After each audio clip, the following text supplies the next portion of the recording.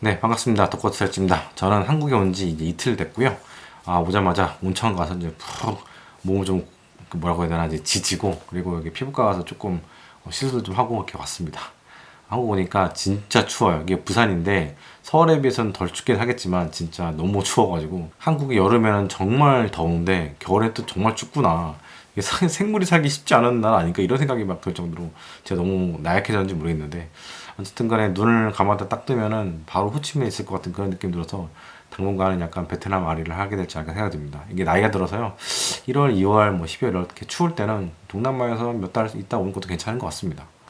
장이 너무 좋죠. 코스피코스닥 미친 듯이 날아가고 있고 정권 바뀌고 나서부터 정말 시장이 너무 폭발적으로 올라가고 있어서 이게 꿈인지 생신인지 잘 모르겠는데 물론 저는 이제 한국 시장을 투자하고 있지 않지만 많은 분들이 너무 즐거움에 비명을 지르는 것 같아요. 제 주변에 버신 분들 좀 많은 것 같은데 올해 뭐 국장도 그렇고 뭐 미국장도 전 좋게 봤으니까 미장 같은 경우에는 전 좋게 보니까 주식 비중이 100%이 정도 선에서 쭉 이어오다가 얼마 전부터 이제 마이크로소프트에 대해서 오픈AI에 대한 이 노출 비중이 좀 큰 편이잖아요. 그러다 보니까 그리고 이 기업의 미래에 있어서는 상당히 좋게 보지만 당분간은 약간 오픈AI에 대한 투자 이런 쪽도에 좀 발목을 잡을 것 같다는 생각이 들었고 그리고 MS가 다른 기업들에 비해서는 AI가 이렇게 활성화되기 전부터 이미 뭐랄까 좀 최적화가 된 기업이라고 해야 되나? 전산화의 어떻게 보면 선두주자 같은 것이고 제가 지금 쓰고 있는 이 PC 같은 것도 이런 거 다 윈도우거든요. 계산할 수 있을 만큼 모든 것들을 이미 개선해 놓은 그런 기업이라는 생각이 들었고 그래서 AI가 이 기업에 적용이 돼서 다른 기업들에 비해서는 획기적으로 뭔가 확 좋아지기 쉽지 않겠다라는 생각을 늘 했어요. 그래서 MS가 좋은 기업이고 놔두면 분명히 올라가고 여러분들한테도 좋은 수익을 주긴 하겠지만 저는 이쯤에서 MS랑은 좀 빠이빠이 하겠다는 생각이 들었고 그래서 이제 2월 달까지는 전량을 매도하려고 하고 있고요. 지금 한 70% 정도 남아 있어요. 그러다가 이제 오늘 아침인가요? 오늘 아침에 이제 MS 수익 그 실적이 나왔는데 역시난 것 같아요. 일단은 오픈AI 지분이 한 27% 정도 갖고 있는데 오픈AI가 점점 점유율을 잃고 가니까 이 부분들이 좀 문제가 되는 것 같아요. 그래서 실적은 그렇게 나쁘지는 않게 나왔어요. 어닝 서프라이즈에 가깝게 나오긴 했는데 오픈AI에 대한 그 투자가 계속 지속이 될 수밖에 없는 상황이고 또 지금 갖고 있는 수주액의 상당 부분이 오픈AI 관련된 거거든요. 그렇다 보니까 시장에서는 이 부분 경쟁력을 잃어가는 그런 기업에 계속해서 투자를 하고 있는 그런 상황, 추가적인 투자도 필요할 수도 있는 상황.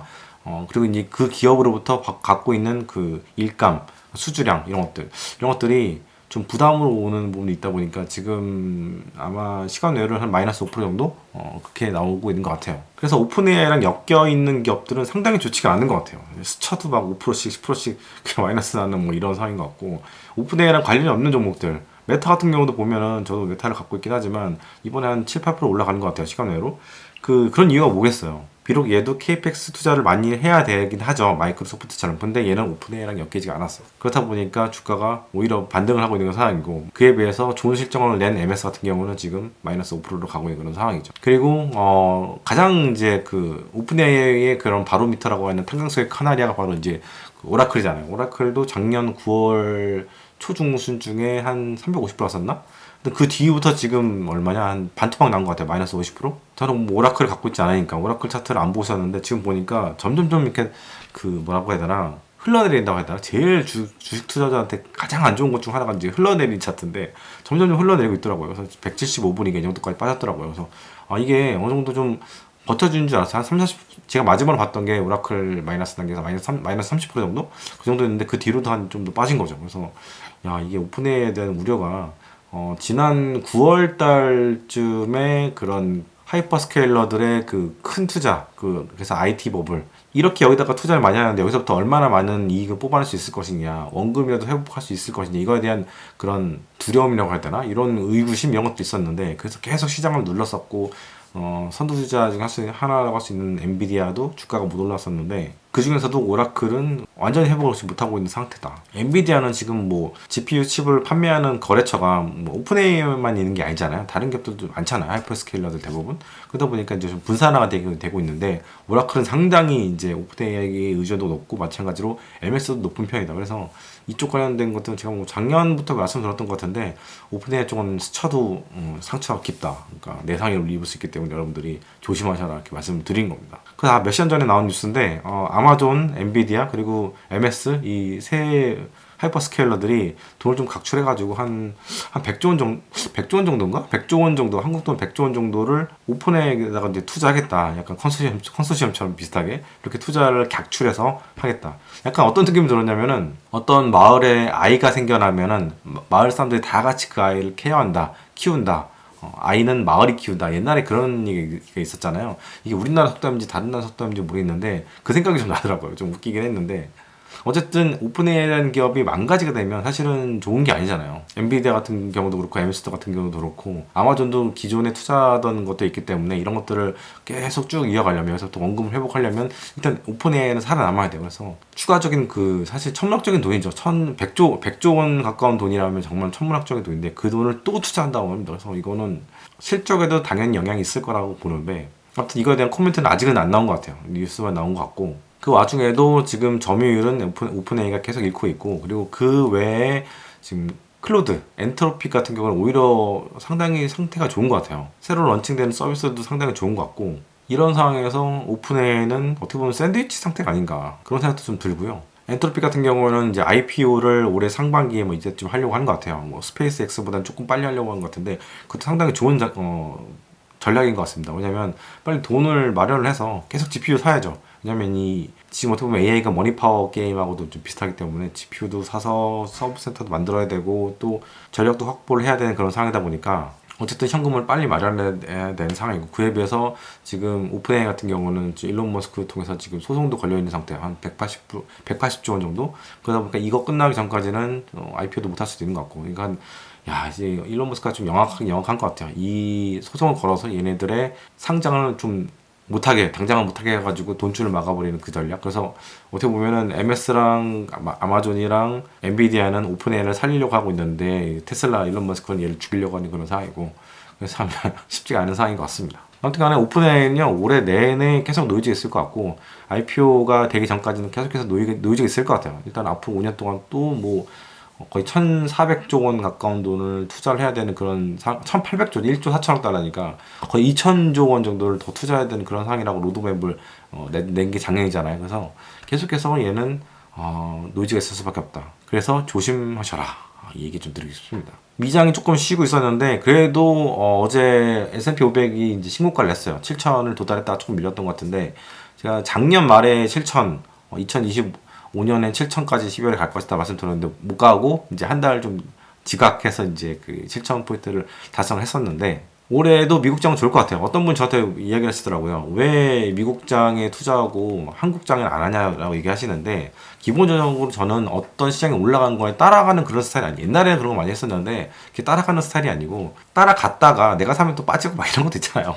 그런 뭐 징크스도 있긴 한데 뭐 그것보다는 그냥 이제 낯설어진 시장인 것 같아요. 한국 시장이라는 시장이 되게 낯설어진 시장인 것 같고 올해 저는 반도체 좋을 거라고 봅니다. 지금 뭐 제가 계속 데이터를 체크하고 있는데 1분기만 하더라도 반도체 가격이 50% 이상 지금 다 올라갈 것 같고 그리고 2분기 때도 그 추세가 뭐 몇 프로는 올라갈지는 가봐야 되겠죠. 아무도 모르는 영역인데 계속해서 가게 될 것 같고 올 한 해는 쇼티지 메모리는 무조건 쇼티지고 내년까지도 쇼티지 가능성이 충분히 있다고 봅니다. 그래서 전 세계에서 연간으로 100조 원 이상 그 영업이익을 내는 기업이 10개 기업이 안 되거든요. 근데 그 중에 두 기업이 삼성전자랑 하이닉스니까 어마어마한 역사를 우리가 보고 있는 거고 사실은 지금 주가가 올라가는 거는 이 칩 관련된 종목도 이 두 종목은 제가 볼 땐 버블이 아니라고 봐요. 왜냐면 계속해서 이 디램 가격, 반도체 가격이 올라가고 있고 또 삼성전자 같은 경우에는 HBM의 납품 이제 시작이 되잖아요. 1분기부터 엔비디아에다가 엔비디아라기보다는 TSMC한테 들어간 거긴 하지만 그래서 이런 부분도 상당히 좀 고무적으로 보고 있고요. 그래서 국장하시는 분들은 이 붐을 타고 열심히 이제 수익 잘 내시고 그래서 이 슈퍼챗도 좀 하시고 마누카골도 좀 사주시고 그래서 정말 뭐 정부가 잘한 부분도 있죠. 여러 가지 뭐 지배구조 개선이라든가 잘한 부분도 있긴 한데 기본적으로는 기업들 자체가 지금 어떻게 보면 정말 천우신조한 그런 상태. 진짜 대한민국이 건국한 1945년 이후로 정말 굉장한 일이 지금 일어나고 있다고 저는 보고 있고요. 이렇게 하늘이 준 기회를 좀 잘 살려서 기술 개발도 잘 해가지고 중국 기업들이 못 따올 정도로 이제 기술 개발을 좀 해야 된다고 좀 보는데 늘 문제는 샴페인 일찍 터트려져가지고 망가진 케이스 상당하잖아요. 안주하고 막 이런 케이스들. 근데 약간의 그 과열의 징후는 살짝 그 초반 버블의 초반 좀 보인 게 뭐냐면은 이렇게 칩단에 있는 기업들 같은 경우는 전혀 그 제가 보기에는 문제가 없다고 보는데, 지금 상승하는 게 과일 없다고 보거든요. 근데 그 이상한 종목들이 되게 많은데, 뭐 소형주들도 그렇고 뭐 코스닥도 좀 약간 좀 버블 아닙니까? 그런 부분들은 좀 조심을 해야 될 것 같아요. 당장 뭐 떨어질 것 같지는 않대요. 워낙 수급이 지금 강력하다 보니까, 그리고 외국인도 들어오고 있고 이런 상황이다 보니까 당장 뭐 시장이 올해 뭐 당장 지금 망한 1분기 때 뭐 폭락하거나 이런다는 게 아니라, 나중에는 결국은 옥석 가리기를 종목별로, 여러분들이 ETF 사시는 경우라면 모르겠는데 종목별로 많이 이제 종목 플레이 많이 하시니까 또 막 뭐 그 레버리지도 사시고 막 인버스도 사시고 굿버스도 사시고 막 이런 것들 많이 하시니까 종목별로 분명히 옥석 가리기가 되는 시점이 분명히 국장을 올 거라고 저는 보고 있거든요. 그리고 뭐 버블 초반이라고 하지만 이런 버블이 한 번 이게 화랑이 확 시작되면은 그래도 한 1년 가까이 가요. 좀 짧게는 6개월에서 1년 정도 가기 때문에 뭐 포모에 빠져서 이제 막 들어오신 분들 상당히 많잖아요. 증권사 요즘에 엄청나게 바쁘다고 하는데. 그리고 지금 동아시아 증시가 난리 났어요. 홍콩까지 포함을 해가지고 기존에 예금했던 돈들이, 은행에 있던 돈들이 지금 그 주식시장으로 들어가는 그 행렬이 지금 모든 일본이, 원래 일본 사람들이 주식을 잘 안 하잖아요. 근데 일본도 그렇고 중국도 마찬가지고 한국도 그렇고, 그래서 어떻게 보면 야, 이게 이번에 정말 동아시아 증시가 만년 저평가됐던 이 증시가 진짜 제대로 이제 평가를 받는 게 아닌가, 이런 생각도 들기도 하면서 한편으로는 그런 그레이트 로테이션이라고 볼 수 있는 거잖아요. 근데 그런 거에서부터 약간 걱정되는 거는, 일단 한국 같은 경우는 그래. 한국 같은 경우에는 이 기업들이, 그 산업들이 대부분 보면은 시클리컬한 것들이 많다. 특히 반도체 같은 경우는 영원하지 않거든요. 이 사이클이라는 게. 지금 보면은 이 디램 가격이 엄청나는데, 지금 뭐 디램 하나 뭐 한 400만 정도, 150만 정도 하잖아요. 이거 하나면은 뭐 보니까 차를 뭐 사는데 디램 반도체 조그만 거 몇 개로도 살 수가 있고 막 이런 게 그래프가 나오는데, 확실히 이것만 봐도 버블은 버블이거든요. 가격이 버블인 거죠. 물론 이게 다 실적으로 바뀌기 때문에 그렇게 당장 우려할 건 아니지만, 쇼테이지도 한 1년은 적어도 이제 있으니까. 근데 결국에는 이런 어느 정도의 붐이 이제 사라지게 되면은 원래 자리로 돌아올 수도 있어요. 그래서 저는 약간 이게 국내 기업들 같은 경우는 버블이라고 볼 수도 있다. 반도체가 가격이 지금처럼 이렇게 막 너무 고평가인 상태가 지속이 되기는 쉽지 않겠나. 그러면 결국 실적으로도 연결이 될 텐데, 그래서 저는 사실 잘 그림이 안 그려져. 올해 일어날 일은 아닐 것 같고 내년 이후에 일어날 일이라고 저는 보고는 있는데, 외국인들이 안 나가고 그냥 그대로 있으면 리레이팅이에요. 한국 주식시장에서 어떻게 이제 선진국 정도의 그 멀티플을 주는 거고, 빠져나가게 되면 이제 문제가 되는 건데, 이게 이제 시클리컬한 산업의 단점이 뭐냐면은 파동을 그리다 보니까 결국에는 좋은 멀티플을 못 줘요. 왜냐면 내려갈 때, 바닥으로 내려갈 때의 실적 변화까지도 감안을 해야 되거든요. 우리가 이익이 안정적인 그런 기업들 있잖아요. 내수주들 있잖아요. 그런 애들은 고평가 상태의 펄을 주는 경우가 많아요. 또 걔네들 같은 경우는 그래서 이제 배당 같은 것도 잘 주고 막 이렇게 해서 전체적으로 고평가를, 좋은 멀티플을 줄 수 있는 그런 기본적인 로직이라고 해야 되나? 그 시스템이 딱 돼 있는데, 근데 정당성, 좋은 멀티플 줄 수 있는 정당성이 이제 마련이 되는데, 이렇게 기업 이익이 어떨 때는 막 100조 갔다가 어떨 때는 1년 이익이 10조 갔다가 왔다 갔다 하게 되면은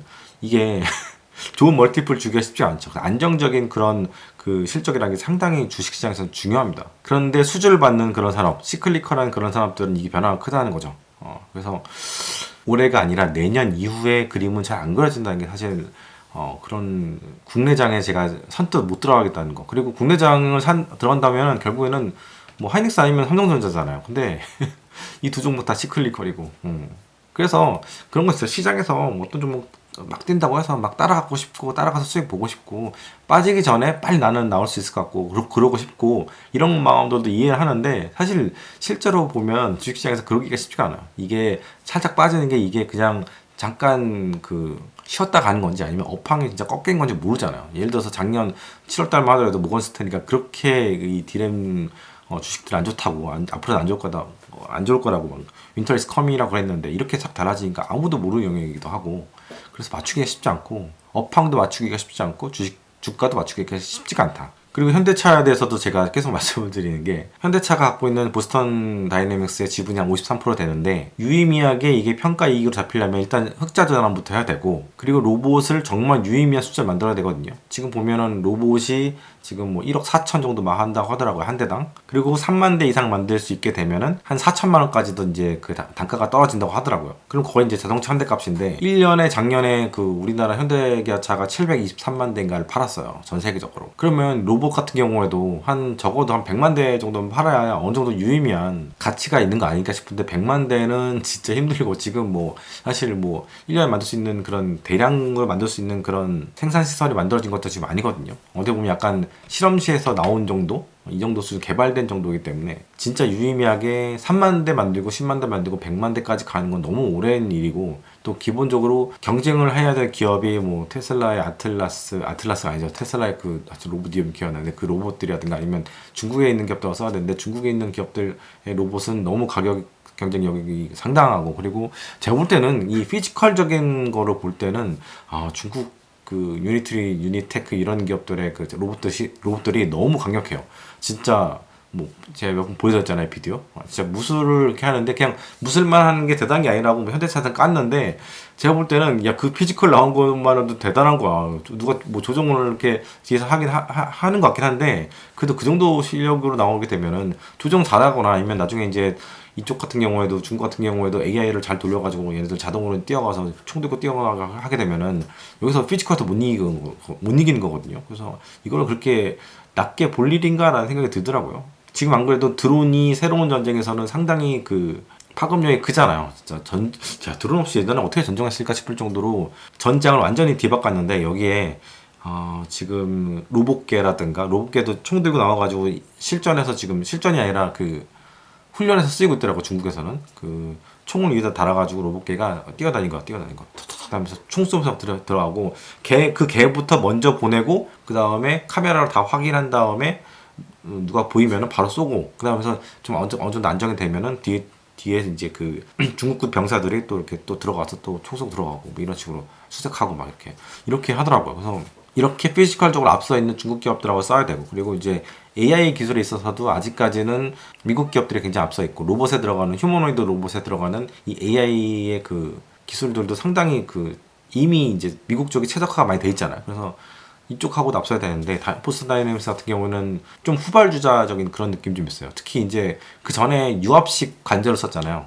그에 비해서 이제 그 테슬라라든가 중국에 있는 그 기업들은 전자식이 썼는데 나중에 이제 깨달은 거죠. 이제 부산하면서 유압식이 여러 가지 무겁고 여러 가지 좀 문제가 많다. 그래서 뒤늦게 전자식으로 제어가 되는 그런 관절을 이제 쓰기 시작을 했는데 그런 부분들도 아직까지 최적화가 완벽하게 된 것 같진 않고 한 바퀴 뛰는 것도 약간 좀 버겁잖아요. 뭐 확 날아가고 팔에 붙여놨던 뭔가 확 날아가고 막 그랬잖아요. 그래서 이게 현대차가 지금 미국 시장에서 선전하고 있어요. 특히 현대차가 작년에 100만 대나 팔았어요. 이제 미국에다가. 근데 미국에서 뭔가 무역을 한다는 건 사실 좀 위험한 것 같아요. 왜냐면 트럼프가 어떤 얘기를 할지 모르거든요. 설사 미국에 현대차 공장이 있다 하더라도 뭔가 GM, 포드, 크라이슬러 얘네들 편을 들면서 현대차를 뭐 이렇게 확 이렇게 할 수도 있는 거고 IC를 보낼 수도 있는 거고 이상한 거 많이 하잖아요 요즘에. 시민권자들도 막 죽이고 막 이러는데 참 옛날에 삼천교육대가 많이 생각이 나더라고요.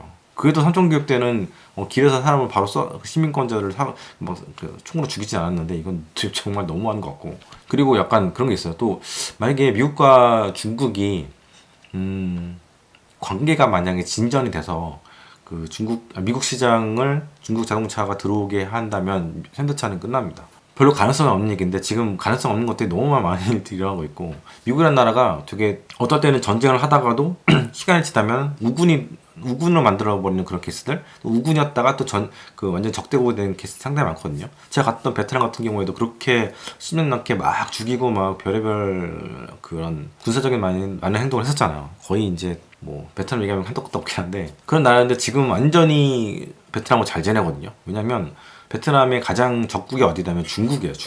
중국과 북쪽에 국경 있잖아요. 그러다 보니까 늘 중국에 대해서는 두려워하고 약간 중국에 대해서는 약간 반중 정서가 되게 심해요. 우리나라 반중시 정서만큼 심하지 않을까? 더 심하면 더 심했지. 그래서 예전에는 미국과 전쟁도 펼쳤었고 진짜 베트콩들의 그런 어마어마한 그런 저항, 게릴라전 그런 사이였는데 지금은 엄청 좋아합니다. 베트남 사람들이 미국 엄청나게 좋아하고 미국 문화 이런 거 너무 좋아하고요. 제가 이제 약간 구찌 터널이라고 해가지고 그 베트콩들이 지하 생활을 많이 했어요. 땅굴 파가지고 왜냐면 위에 있으면 걸리니까. 그래서 그 투어를 갔는데 가이드가 한 얘기가 뭐냐면은 우리는 미국과 전쟁했었지만 우리는 미국을 좋아한다. 우리가 미국을 싫어할 일이 뭐가 있냐. 미국 사람들이 와서 돈도 쓰고 우리랑 같이 잘 지내다가 또 돌아가고 이렇게 하는데 미국을 싫어할 이유가 전혀 없다. 그런 얘기를 하더라고요.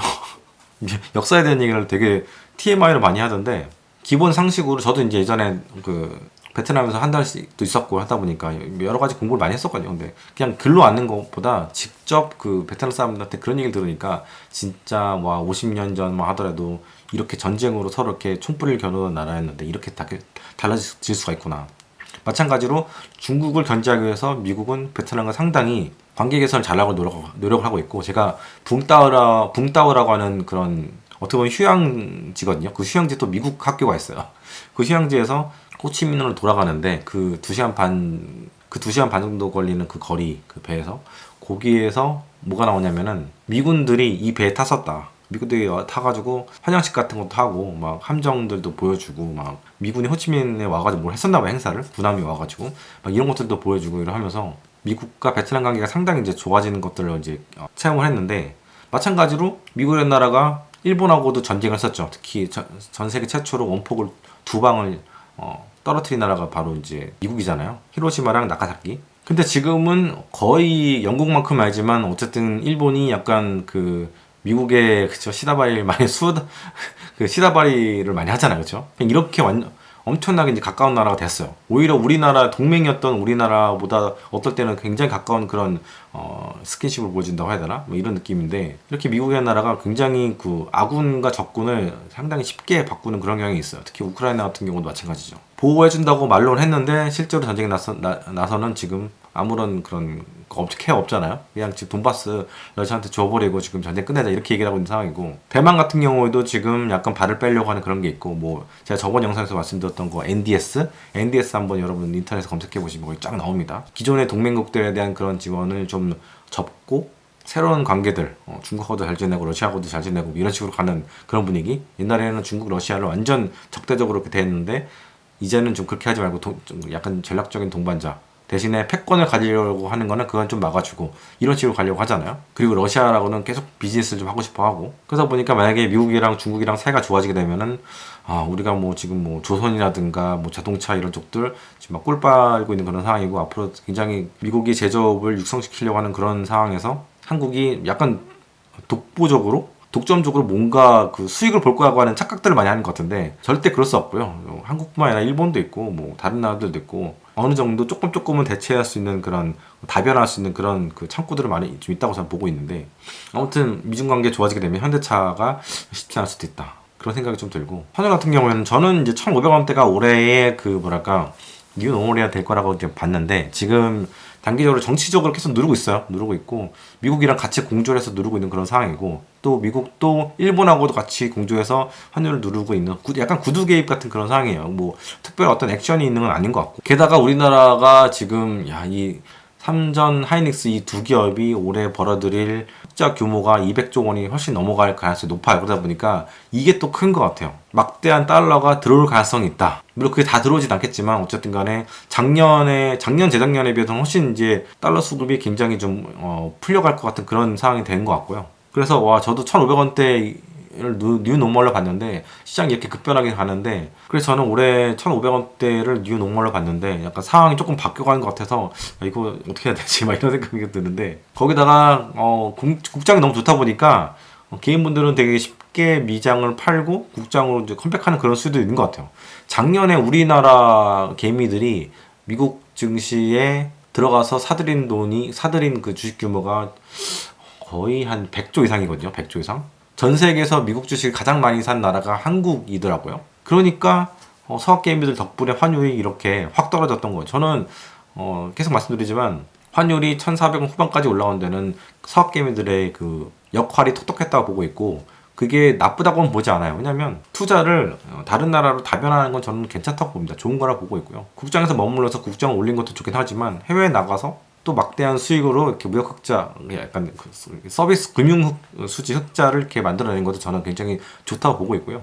그리고 우리나라 그 자산 규모가 이제 채권국으로 변한 지가 지금 한 10년 가까이 되고 있거든요. 10년 넘었죠. 그러다 보니까 오히려 환율이 이렇게 올라가게 되면은 더 좋은 상황이 될 수 있는 거죠. 예를 들자면 만약 우리가 빚이 더 많다고 쳐봐요. 순채무국이었다고 생각을 해보세요. 그러면 이렇게 환율이 올라가는 게 진짜 옛날에 97년도 말 IMF 때처럼 그렇게 힘들어지는 상황이 된 건데, 오히려 지금은 환율이 올라가는 게 그렇게 나쁘지는 않다. 물론 이제 급격하게 변동하는 거는 나쁠 수 있긴 하지만 어느 정도 질서 있게 움직이는 부분들은 저는 나쁘지 않다고 봅니다. 아무튼 간에 우리나라 개인들 정말 대단하다는 생각 들고 5천 거의 200포인트까지 확 지금 올라가고 있는데 진짜 개인들 대단한 것 같아요. 뭐 기관들이 많이 산다고 하는데 결국에는 기관 자금도 개인들의 펀드라든가 ETF 뭐 이쪽으로 들어가는 돈들이잖아요. 그래서 증권사 통해 들어가는 것들. 그래서 정말 대단한 것 같고. 그리고 금값에 대해서 이 얘기를 해야 될 것 같은데 금값이 올라가는데 가장 큰 역할을 하는 건 결국에는 트럼프죠.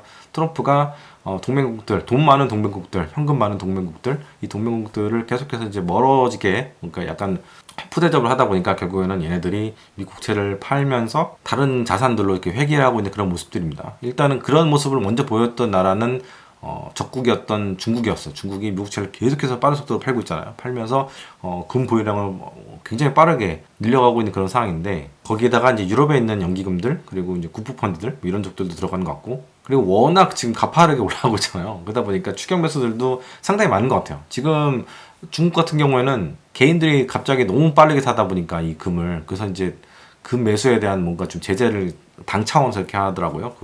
개인들이 금을 어느 정도까지밖에 못 사게 하는 뭐 이런 것들 증거금 올린다든가 막 이런 식으로 이제 막 그 제재 약간 비슷하게 하는 것 같은데 저는 이제 계속해서 금에 대해서는 좋게 보고 있다. 물론 저는 투자하지 않지만 금 시장은 좋게 보고 있다 말씀드리고 있고 지금은 이제 예전하고 다른 게 예전에는 금이 어느 정도 이제 버블 막 사람들이 사재기 이런 것 때문에 확 올랐다가 빠지면 한 30-40% 빠져가지고 막 10년 동안 횡보하다가 나중에 또 붐이 또 나면 또 올라가고 막 이런 식으로 계단인데 확 빠지는 계단 이렇게 갔었는데 이번 같은 경우에는 그렇게 안 될 것 같아요. 이번에는 빠져도 그렇게 많이 안 빠질 것 같고 뭐 쉬어간 다음에 횡보 정도로 가게 될 것이지 그것도 이제 결국 시간이 지나면 또 올라가야 될 것 같고 그래서 계속 구름을 올라가게 될 것 같은데 금이야말로 코인보다도 어떻게 보면 더 희소한 자원이야 저는 생각이 들거든요. 코인을 산 것보다 사람들이 금 산 거에 대해서 좀 더 뭔가 안정감을 느낀다고 해야 되나? 일단 뭐 금 산 거에 대해서는 해킹이라는 게 없잖아요.